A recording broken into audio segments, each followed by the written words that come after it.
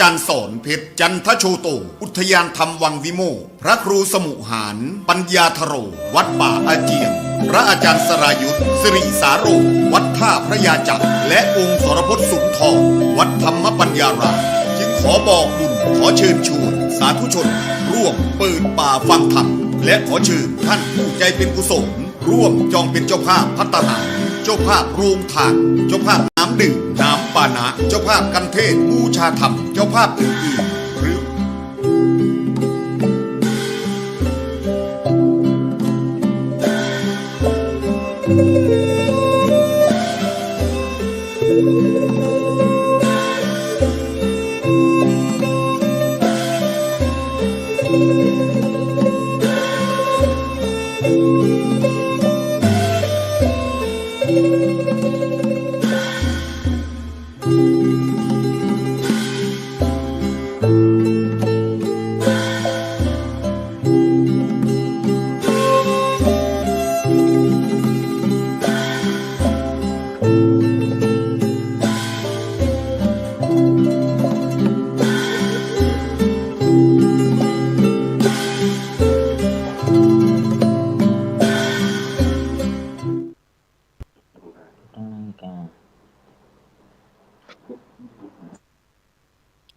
ภัยใจต่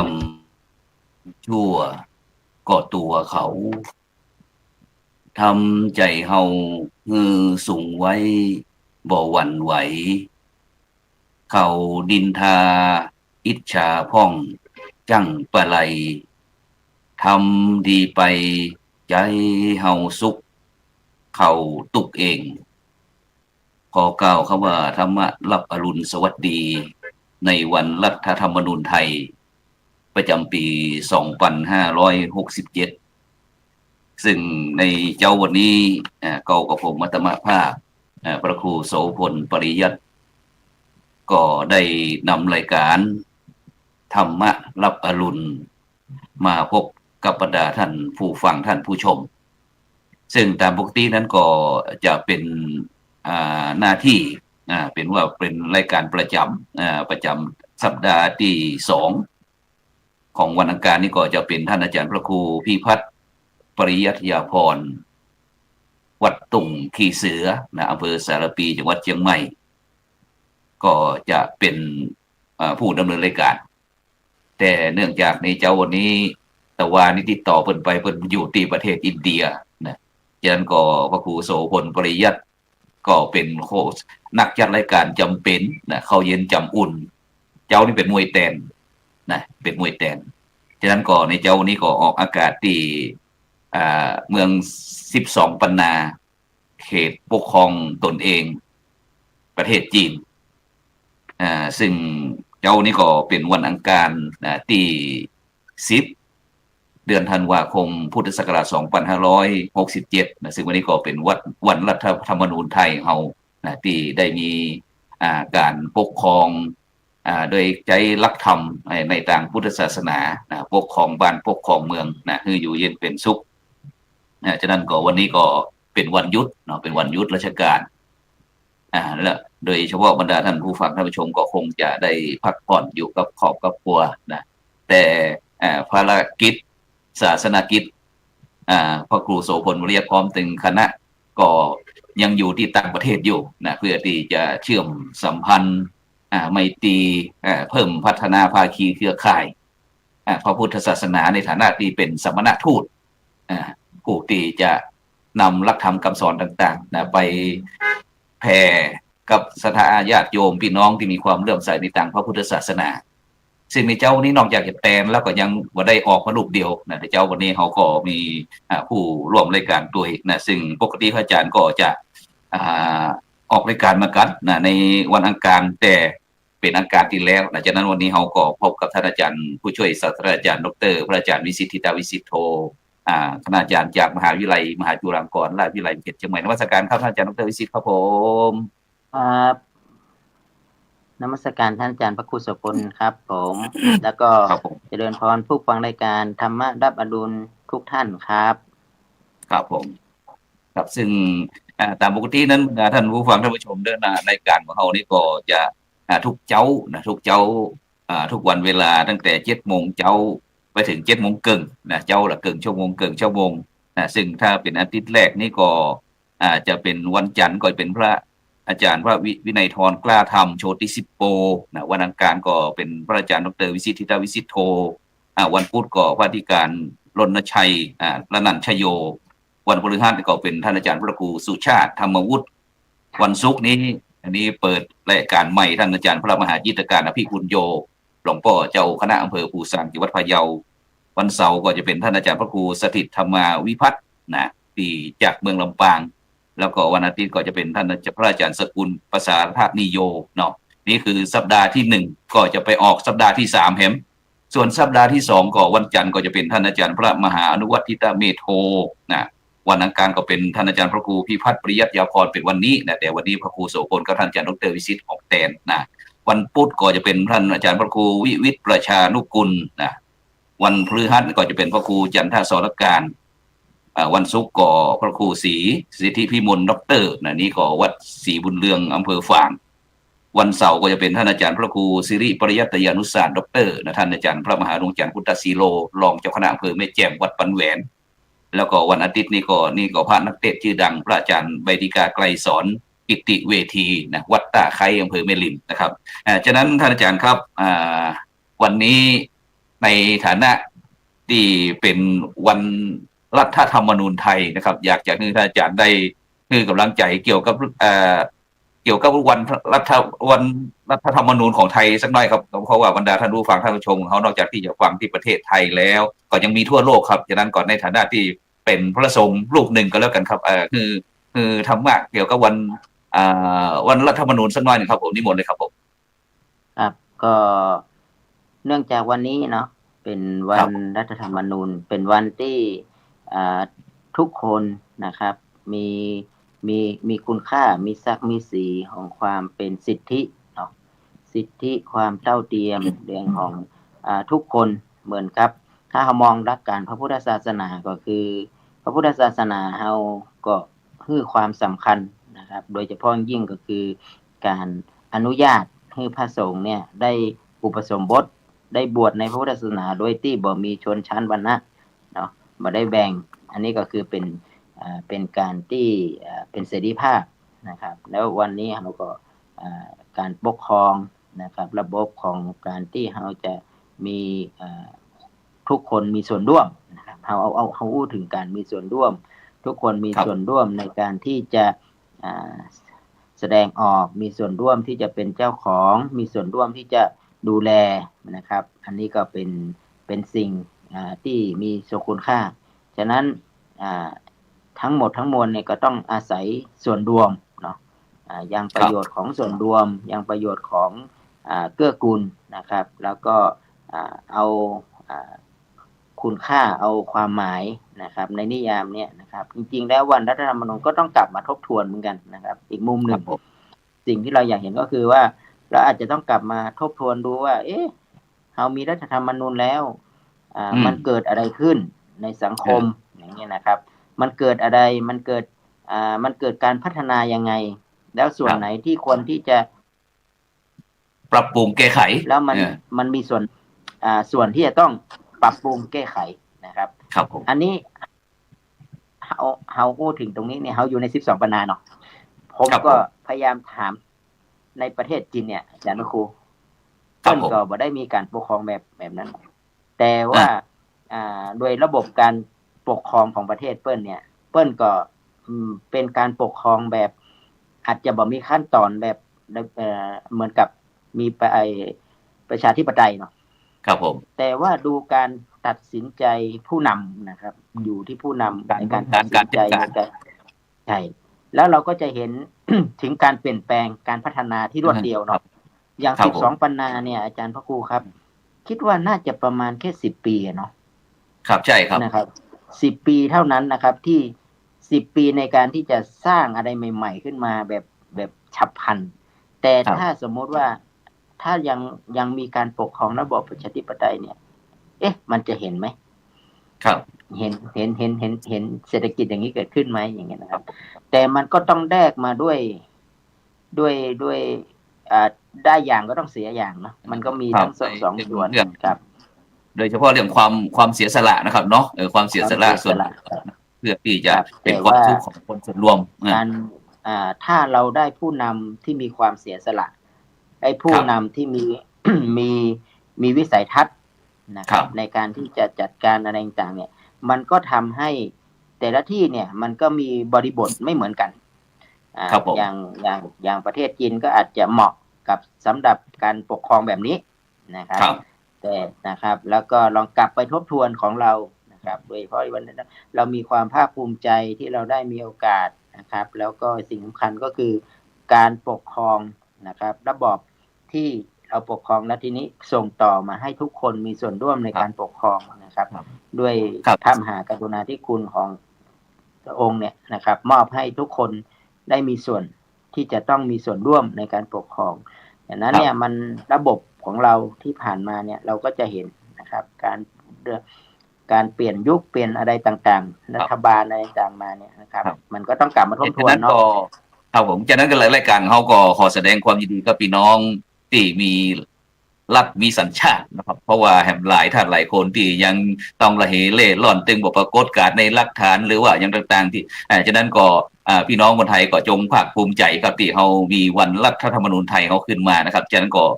หลายร้อยปีของเขานะครับที่มีการปรับปรุงเปลี่ยนแปลงนะครับเพื่อที่จะพัฒนาคุณภาพชีวิตนะครับของพี่น้องประชาชนคนไทยเขาเนี่ยคือมีการมีความสุขที่ยั่งยืนแล้วก็ตลอดไปนะครับตะกี้ได้ยินท่านอาจารย์ได้อู้ถึงเรื่องความเสียสละผมนึกถึงพระมหาเถระรูปหนึ่งครับซึ่งตอนนี้ก็ได้มรณภาพไปนะครับพระมหาเถระรูปนั้นชื่อว่าช่วงวรมหาปุญโญหรือว่าพระเดชพระคุณเจ้าพระคุณสมเด็จพระมหาราชมังคลาจารย์นะครับช่วงวรมหาปุญโญนะครับแล้วอดีตนะครับประธานโครงการหมู่บ้านรักษาศีล5นะครับอดีตผู้ปฏิบัติหน้าที่สมเด็จพระสังฆราชอดีตเจ้าอาวาสวัดปากน้ำครับที่ได้มีสุดยอดของไอเดียของโครงการนะครับที่ได้คิดเอาโครงการหมู่บ้านรักษาศีล5นะครับเอามาปรับปรุงประยุกต์ใช้นะครับโดยมีหลักศีล5ในทางพุทธศาสนานะครับคือพี่น้องประชาชนหมู่บ้านชุมชนสังคมประเทศชาตินะครับได้นำไปประพฤติปฏิบัติเพราะว่าแต่ว่านี้ครับท่านอาจารย์ครับที่วัดปากน้ำภาษีเจริญกรุงเทพมหานครนั่นก็ได้มีพิธีบำเพ็ญกุศลนะครับวันมรณภาพนะครับครบ3 ปีนะครับของหลวงพ่อเจ้าพระคุณสมเด็จพระมหาราชมังคลาจารย์นะครับช่วงวรมหาปุญญมหาเถระนะครับที่วัดปากน้ำนะครับซึ่งแต่ว่านี้ก็9 โมงนะครับก็ได้มีการแสดงพระธรรมเทศนาโดยหลวงพ่อพระเทพปริยานกวีนะครับเจ้าคณะเขตภาษีเจริญนะครับวัดประยุนวงศาวาสนะครับแสดงพระธรรมเทศนาแล้วก็พระสงฆ์10 รูปนะครับได้สวดพระพุทธมนต์นะครับแล้วก็ได้อนุโมทนาแล้วก็ถวายพระทหารเพลนะครับแล้วก็เวลาเที่ยงหรือว่า 12 นาฬิกานะครับพระสงฆ์จำนวน96 รูปนะครับสวดมาติกาแล้วก็บังสกุลนะครับจากนั้นก็นี่ก็ศิษยานุศิษย์คณะสงฆ์ไทยเขาก็ได้มีการประกอบพิธีบำเพ็ญกุศลนะครับวันมรณภาพครบ3 ปีนะครับถวายแก่พระเดชพระคุณเจ้าคุณสมเด็จนะครับพระมหาราชมังคลาจารย์นะครับช่วงวรปุญญมหาเถระนะครับปท9นะครับอดีตนะครับผู้ปฏิบัติหน้าที่สมเด็จพระสังฆราชของเขานะครับซึ่งว่าถือว่าเป็นพระมหาเถระนะที่ได้สร้างสรรค์นะครับบริหารจัดการในฐานะที่เป็นผู้นำนะครับคณะสงฆ์ไทยเขาด้านมหานิกายนะครับประกาศชัดเจนว่าด้านมหานิกายครับที่ได้จันลงหันความแตกต่างความคิดความอ่านของพี่น้องประชาชนคนไทยนะครับก็เลยมีโครงการหมู่บ้านรักษาศีล5นะครับซึ่งตอนนี้ก็ผ่านมาเป็น10 ปีแล้วนะครับซึ่งตอนนี้ก็ถือว่าได้เป็นที่ยอมรับนะครับของชุมชนสังคมประเทศชาตินะครับแล้วก็ท่านอาจารย์ครับเมื่อวันที่5ย้อนหลังไปหน่อยครับวันที่5 ธันวาคมนะครับเป็นวันป่อแห่งชาตินะครับซึ่ง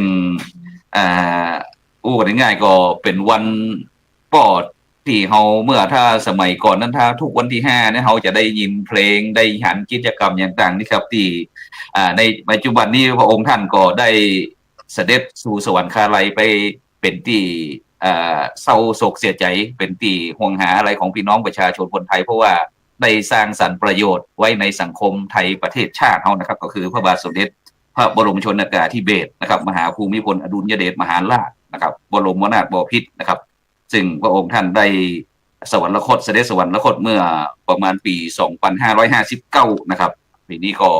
67ก็ประมาณ8 ปีนะครับซึ่งถ้าพระองค์ท่านมีพระชนชีพอยู่นี่ก็คงอายุประมาณ97 ปีนะครับท่านอาจารย์ครับอันใดปูถึงเรื่องในหลวงของเขาในฐานะที่เป็นนักบริหารจัดการโดยใช้หลักธรรมทางพุทธศาสนาโดยเฉพาะทศพิธราชธรรมนะครับอาจารย์ครับครับจริงๆแล้ว ชาวไทยเนาะเรามีความ ภาคภูมิใจไม่ใช่ว่าเป็นเพียงแค่ประเทศไทยเท่านั้นนะครับในโลกเนาะสังคมโลกก็ให้ความชื่นชมนะครับที่มีพระบาทสมเด็จพระเจ้าอยู่หัวรัชกาลที่9นะครับพระองค์ท่านเนี่ย ท่านได้วางอะไรไว้เยอะมากนะครับโดยเฉพาะยิ่งการดำเนิน การดำเนินชีวิตเรื่องการดำเนินชีวิตการบริหารนะครับการช่วยเหลือเยียวยาต่างๆเนี่ยนะครับภายใต้ของใช้หลักธรรมทางพระพุทธศาสนานะครับแม้ว่าการปกครองท่านพระองค์ท่านก็ได้ใช้เรื่องของหลักธรรมคำสอนนะครับของพระพุทธศาสนาเป็นที่ยึดเหนี่ยวนะครับแล้วก็เป็นพระองค์ยังได้เข้ามาปฏิบัติด้วยนะครับนั่นก็คือได้บวชนะครับในทางพระพุทธศาสนานี่คือเป็นต้นแบบเนาะเป็นต้นแบบแล้วก็เป็นพลังอันยิ่งใหญ่นะครับที่จะเวลาเราเกิดวิกฤตอะไรนะครับพระองค์ท่านก็จะเป็นผู้ที่จะมาแก้ไขในยามวิกฤตนะครับโอกาสแม้ว่าพระองค์ผ่านไปแล้วเนี่ยนะครับจากเราไปแต่ว่าคุณงามความดีนะครับเรื่องที่พระองค์ได้ทำไว้เนี่ยมหาศาลเลยนะครับเราก็จะเห็นตลอดเวลาเราเกิดอุทกภัยเราก็จะนึกถึงพระองค์ท่านเนาะที่วางรากฐานไว้ว่าให้เราแก้ไขปัญหายังไงเวลาเกิดปัญหา เราก็จะคิดถึงท่านนะครับบางอย่างโครงการบางอย่างนะครับเช่นโครงการที่ท่านทำทุกโครงการที่ผ่านมาเศรษฐกิจพอเพียงอย่างต่างๆนี่นะครับเราก็จะนำมาถ้าเราเจอความทุกข์เนาะเราก็จะเห็นโครงการที่พระองค์นะครับได้วางไว้ให้อย่างเช่นโครงการเศรษฐกิจพอเพียงอย่างเงี้ยนะครับวิถีแห่งความอยู่เราจะอยู่ยังไงเกิดอุทกภัยเราจะปฏิบัติกันยังไงนะครับ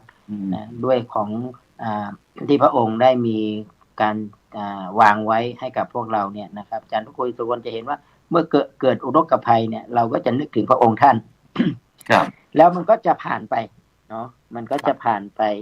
แล้วก็เมื่อเราเกิดวิกฤตเช่นสถานการณ์โควิดก็นึกถึงพระองค์ท่านว่าจะดูแลกันยังไง เศรษฐกิจที่พระองค์ท่านได้ให้ไว้ไม่ว่าจะเป็นเรื่องของการช่วยเหลือกันการแบ่งปันกันนะครับสนับสนุนพอเรามีวิกฤตจริงๆสังคมชาวไทยเราก็จะออกมาช่วยกันนะครับอันนี้เราก็จะเห็นนะครับพระองค์แม้ว่าวันสำคัญที่ผ่านมาเนี่ยเราก็จะระลึกถึงนะครับของพระองค์เราก็พระองค์ท่านก็ยังอยู่ในจิตใจอยู่ในความรู้สึกอยู่ในสิ่งที่เราให้เกียรติให้ความเคารพแล้วก็ให้ความศรัทธาในตัวพระองค์ท่านอยู่นะครับฉะนั้นมันก็ไม่ได้หายไปจากสังคมเนาะอาจารย์เนาะก็ผมมองว่าพระองค์ท่านก็ยังอยู่แล้วก็เวลาเราเจอปัญหาอุปสรรคอะไรต่างๆเราก็จะนึกถึงแล้วใช้หลักคำสอนของพระบาทสมเด็จพระเจ้าอยู่หัวมาประพฤติปฏิบัตินะครับอันนี้เป็นการที่สำคัญนะครับเดี๋ยวพอ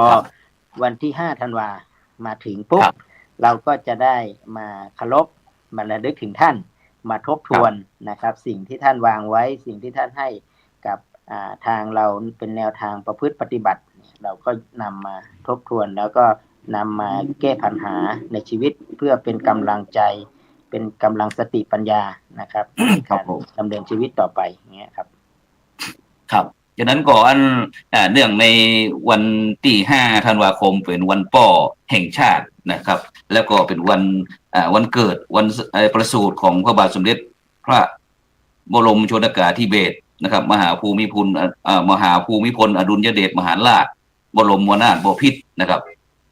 ในหลวงรัชกาลที่9เมื่อ5ธันวา2470นะครับถ้าพระองค์ท่านปีนี้2567ก็ถ้าพระองค์ท่านยังมีพระชนชีพอยู่ก็คงจะ97ปี97พรรษานะครับฉะนั้นวันนี้เขาก็อยากจะเพื่อที่จะเป็นการยกย่องเทิดทูนพระองค์ท่านพอดีอันมีบทย้อยของแม่ครูบัวซอนนะครับถนอมบุญนะครับศิลปินแห่งชาติเพิ่นบอกว่ากุลป้อ21กุลแม่12บิดามารดอนเป็นพระผู้สร้างทะเลขุนเขายกเอามาอ้างสุดจะประมาณอ่านคิดป้อยอมโปร่งกายมอบมือชีวิตอยู่กับแม่เจ้ามารดา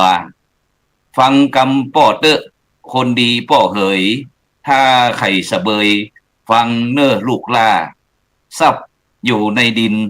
สินอยู่ในหญ้าป๋ายังลอยวังแม่น้ำถ้าคนเฮาขยันบ่เกียจบ่ค้านตึงบ่ตายกันเดินนายกำที่ป้อสอนย้อนว่าป้อฮักอย่าหลงเมาเน้อลูกฮักกำที่ป้อสอนย้อนว่าป้อฮักบอกว่าลูกได้อาวรณ์คือลูกจำไว้เป็นอุทาหรณ์กวนพึงสั่งวอนกุลบิดอนเจ้าป้อตายไปแล้วไผจะมาสอนเลือดในอุทธรจำไว้เด้อเจ้าจำไว้เด้อเจ้านะครับนี่ก็เป็นบทข้าวจ้อยนะครับพระคุณของป้อบางตอนนะครับที่พระครูโสพลปริยัติได้คัดกรองนะครับจากบทร่วมประพันธ์ของแม่ครูบัวซอนบุญถนอมนะครับศิลปินแห่งชาตินะครับเพื่อที่จะมายกย่องนั่นจากเวลาเฮามันมีน้อยนะครับฉะนั้นท่านอาจารย์ครับไอเฮาแต่เจ้านี่เฮาได้อู้กันนอกรอบเกี่ยวกับเรื่องวันสำคัญของมหาวิทยาลัยนะครับมหาจุฬาลงกรณราชวิทยาลัยเขตเชียงใหม่ของเฮาครับเนื่องในครบเพราะว่าอยู่นี่ก็รู้สึกว่าผมมาอยู่เชียงใหม่นี่ก็เกือบ30ปีแล้วนะครับก็รู้สึกว่ายังมีมหาวิทยาลัยมหาจุฬาอยู่แล้วนะครับฉะนั้นได้ยินท่านอาจารย์ของมหาวิทยาลัยได้ประชาสัมพันธ์ว่าในวันที่19-21นี้ก็จะมีกิจกรรมของมหาวิทยาลัยมหาจุฬาลงกรณราชวิทยาลัยเขตเชียงใหม่ครบ40ปีนะครับมันมีความเปลี่ยนไปเปลี่ยนมาจะได้ครับท่านอาจารย์ครับมนุษย์การนิมนต์ครับผมจริงๆแล้วก็คือถ้าอายุคนเฮา40 ปีนี่ก็ผ่านมาศตวรรษเนาะเกือบ2ศตวรรษแล้วก็ว่าอย่างนั้นครับพอผ่านมา1ศตวรรษแล้วก็กึ่ง1ศตวรรษเนี่ยนะครับถ้าเป็น4ทศวรรษประมาณ40 ปีเนี่ยนะครับใน40 ปีนี่ก็น่าจะเป็นกำลังเป็นที่เป็นถ้าเป็นอยู่ในกำลังที่จะต้องทำงานเนาะเป็นคนเนาะกำลังวัยทำงานอย่างเข้มข้น40 ปี40 ปีนะครับก็ยังอาจารย์ครับขอแทรกน้อยหนึ่งไอ้ยังถ้าชีวิตคนเมืองเขาบอกว่า10 ปีอย่างก็ละตีละเด็กละอ่อนนั่นแหละ40 ปีเนี่ยการเหมือนฟ้าผ่า50 ปีสาวน้อยดาบ่เจ็บใจเนี่ย60 ปีไอ้เหมือนพานโคก70 ปีมัน6ได้เต็มตัว80 ปีใครหัวเป็นบีให้90 ปีก็ตายบอกใครก็ตายฉะนั้น40 ปีมหาวิทยาลัยเขาเป็นจะได้ครับจากครับ40 ปีนี่ก็เหมือนกับที่บอกว่าเรากำลังมีพลังในการที่จะต้องทำงานนะครับเพราะว่ามันจะกันก็คือครบรอบ40 ปีของมหาวิทยาลัยที่ก่อตั้งขึ้นมาเพื่อที่จะเป็นการสนองงานของคณะสงฆ์ผลิตเนาะพัฒนาบุคลากรสนทายาทหรือที่เขาเรียกว่าพุทธบริษัททั้ง4เนี่ยนะครับเพื่อจะเป็นที่ยึดเหนี่ยวนะครับในการเผยแพร่พัฒนาชีวิตในสังคมโดยการใช้หลักฐานนะครับโดยการบูรณาการกับศาสตร์ต่างๆอันนี้ก็เขาเปิดปฐม40 ปีของวิเขตเชียงใหม่40 ปีแห่งความภาคภูมิใจของคณะสงฆ์แล้วก็มหาวิทยาลัยนะครับโดยเฉพาะยิ่งก็คือว่าเป็นวิทยาเขตต้นๆนะครับของประเทศไทยนะครับที่รองจากส่วนกลางนะครับของเชียงใหม่ตอนนี้ก็ครบรอบ40 ปีแล้วครับเพราะ40 ปีเฮาก็ระลึกถึงบุรพาจารย์ระลึกถึงคุณงามความดีของผู้ที่ก่อตั้งมหาวิทยาลัยแล้วเฮาก็มีความภาคภูมิใจในฐานะที่เฮาเป็นลูกศิษย์นะครับเหมือนกับว่าเป็นยุคที่เฮามีมหาวิทยาลัยเพราะมีวันเรามีวันนี้เพราะมีมหาวิทยาลัย ครับ นะครับ มีคณะสงฆ์มีอะไรต่างที่อุปถัมภ์ ซึ่ง ค้ำจุน ไอ้ ของมหา ยุคก่อตั้งนั้นเป็นยุคที่พระเดชพระคุณหลวงพ่อพระธรรมสิทธาจารย์หนูถาวโรนะครับอดีตเจ้าอาวาสวัดพระสิงห์วรมหาวิหารของเขานั่นเป็นรองที่การบดีแม่ของข้าพระอาจารย์ครับเกิดขึ้นเมื่อปีก็2,500ถึงก็ 2,500 ตอนนี้2,567 ก็เป็น2,527เนาะ 27 ปีครับ227เนาะ ปี2,527ได้เกิดขึ้นครับ ทีเนี้ย ฉะนั้น นะครับก็ด้วยวิสัย ยุคแรกๆนี้มีหลวงพ่อพระธรรมสิทธาจารย์แล้วไผ่ฟองครับที่เขาจะได้ยุคต้นๆแรกๆมีเห็นหันว่ามีอาจารย์รุ่งเรืองโดย อาจารย์รุ่งเรืองบุญญรสนะครับ แต่ตอนนี้ท่านเราก็กะว่า40 ปีอาจารย์ท่านยังอยู่แต่ด้วยสังขารที่ยังประคองไม่ไหวเนาะท่านก็จากพวกเราไปนะครับ ก็เป็นผู้ที่เป็นมหาอุบาสกเนาะที่เห็นความสำคัญว่าพระสงฆ์เราต้องมีความรู้ทั้งทางธรรมและทางโลกท่านก็ได้มีไปคุยกับพระมหาเถระในเมืองเชียงใหม่นะครับ แล้วก็ได้นะครับความเมตตานะครับในการที่จะอาจารย์ดรบุญนินเกตเนาะครับมีรองศาสตราจารย์ดรบุญครับหรืออาจารย์ปู่บุญเราท่านสุขภาพก็แข็งแรงนะงาน40 ปีนี้เราคงได้เจอแล้วนิสิตรุ่นแรกอาจารย์ครับนิสิตรุ่นแรกจริงๆนะครับตอนนี้ก็ถ้าที่เรายังจำกันได้แล้วก็เป็นวงการจำกันได้เป็นผู้แข่งพวกนะครับก็รองศาสตราจารย์ดรนะครับวิโรจน์อินทนนท์อันนี้ก็อยู่ที่มหาวิทยาลัยเชียงใหม่เนาะนะครับแล้วก็มีพระครูประวิตรวรานุยุทธผู้ช่วยศาสตราจารย์อันนี้ท่านก็ยังเป็นยังอยู่ยังเป็นนั่นประธานที่สำนักปฏิบัติธรรมนานาชาติเนาะแต่ครับอยู่ดูแลสายปฏิบัติธรรมที่นานาชาติเนาะแล้วก็มีอาจารย์รองศาสตราจารย์ดร.ปุณชัยไปตันทิชัดอ๋อครับผมก็มีอาจารย์บุญช่วยดูใจเนาะแล้วก็มีอาจารย์ปั่นอัฏฐเทพอันนี้คือรุ่นแรกๆนะครับมีปัญจวัคคีย์ก็แล้วกันมี5ฉะนั้นก็บางท่านก็ยังช่วยงานมหาวิทยาลัยเขาอยู่เนาะตอนนี้เนาะยังอยู่ครับท่านก็ยังเป็นกำลังใจเดี๋ยวเวลาน้อยครับอาจารย์ครับอัน40 ปีเนี่ยในฐานะครบรอบ40 ปีเฮามีกำหนดการกิจกรรมได้พร้อมกันได้ช่วยประชาสัมพันธ์สักน้อยครับเราเริ่มวันที่19ครับ19นี่เป็นวันแรกเป็นวันที่เขาเรียกว่าเฮามีการเทศมหาชาตินานาชาติครับจะเริ่มตั้งแต่เช้าเลยนะครับ 9 โมงถึงตอนบ่ายอันนี้คือวันที่19วันที่20นี่เฮาเป็นงานทักษะวิชาการนะเราก็เปิดเรื่องของการจัดผลงานทางวิชาการเรื่องผลงานที่บริการวิชาการแก่สังคมนะครับทั้งมีการแข่งขันทักษะกันก็เอาตั้งแต่ระดับประถมมัธยมอย่างนี้นะครับของเด็กๆเยาวชนโดยของโรงเรียนนะครับมาร่วมนะครับกิจกรรมแล้วก็วันที่21ก็คือเป็นวันทำบุญใหญ่ก็คือหมายถึงว่านิมนต์พระมหาเถระในจังหวัดเชียงใหม่นะครับแล้วก็ได้มาทุกวัดทุกวันครับทุกวัดแล้วก็มีงานรับหัววัดด้วยครับนิมนต์ทุกวัดนะครับมาร่วมงานคอยดูฉะนั้นก็ตั้งแต่วันที่19-21นะครับก็โดยเฉพาะในวันที่20เขาก็ถือว่าเขาจะอย่างก็เกี่ยวกับภาคเรื่องสอนศีลธรรมมีวันที่20นี้เขาจะมีการเปิดบ้านมหกรรมงานครูพระสอนศีลธรรมนะครับก็คือมีจากโครงงานคุณธรรมจากสำนักงานเขตร่วมทุกที่เนาะที่มีพระสอนศีลธรรมกับเด็กไปทำโครงงานคุณธรรมเอาธรรมะไปจากแก้ปัญหาชีวิตนะครับแล้วก็นำมาเสนอแลกเปลี่ยนเรียนรู้กันนะครับวันนั้นเราก็จะมีทั้งครูพระสอนศีลธรรมมีทั้งเด็กเยาวชนมีทั้งผู้บริหารโรงเรียนเนี่ยต่างๆเนี่ยครับต้องสถานศึกษาก็จะได้มาร่วมกันนะครับเฉลิมฉลองเป็นการเฉลิมฉลองครบรอบ40 ปีของการมีมหาวิทยาลัยวิเศษเชียงใหม่ครับฉะนั้นก็ถือโอกาสเป็นการวันที่20ในภาคบ่ายนี่ก็เป็นถือโอกาสที่การพบปะนัดพบกับบรรดาพระสอนศีลธรรมในโรงเรียนของคณะสงฆ์จังหวัดเชียงใหม่นะครับประมาณ400 กว่าลูกนะครับฉะนั้นก็บรรดาคณะครูบาอาจารย์อย่าลืมนะครับเพราะว่าถือว่าปีการ2567นี่ก็จะสิ้นสุดลงนะครับ ฉะนั้นก็จะเป็นการนั้นพบปะเรียนรู้นะครับแลกเปลี่ยนเรียนรู้ด้วยกันเกี่ยวกับเรื่องนโยบายในปี2568นะครับที่พระสอนศีลธรรมของเขาซึ่งถือว่าเป็นสูตรหน้าของถ้าเป็นนักฟุตบอลของเขาก็กองหน้านะครับที่จะยิงประตูนะครับฉะนั้นก็พระสอนศีลธรรมเขาถือว่าเป็นบุคคลที่มีความสำคัญอย่างยิ่งครับที่จะได้รับการพัฒนาศักยภาพวิธีคิดวิธีทำเพื่อที่จะให้บรรลุวัตถุประสงค์ต่อไปนั้นจะไปลืมนะครับจะได้รับการประเมินด้วยว่าใครจะได้ต่อสัญญาต่อสัญญาก็ปี2568นี่ก็ป้าครูอาจารย์เขาทุกรูปจะต้องไปนะครับฉะนั้นก็ในเจ้านี่ต้องกราบขอบพระคุณนะครับท่านอาจารย์ดร.วิสิทธิตาวิสิทธิโทนะครับผู้อำนวยการด้วยฝ่ายสนับสนุนวิชาการมหาวิทยาลัยมหาจุฬาลงกรณราชวิทยาลัยเขตเชียงใหม่นะครับที่ได้มาร่วมนานาสาระธรรมะในรายการธรรมะรับอรุณในเจ้าวันนี้นะครับฉะนั้นก็ขอบคุณอนุโมทนากับบรรดาท่านผู้ฟังเนอะพวกนี้ก็จะกลับละพวกนี้ก็คณะการเขาก็จะกลับแล้วฉะนั้นก็วันนี้ก็เวลาหมดเวลานะครับขอกล่าวคำว่าสาธุ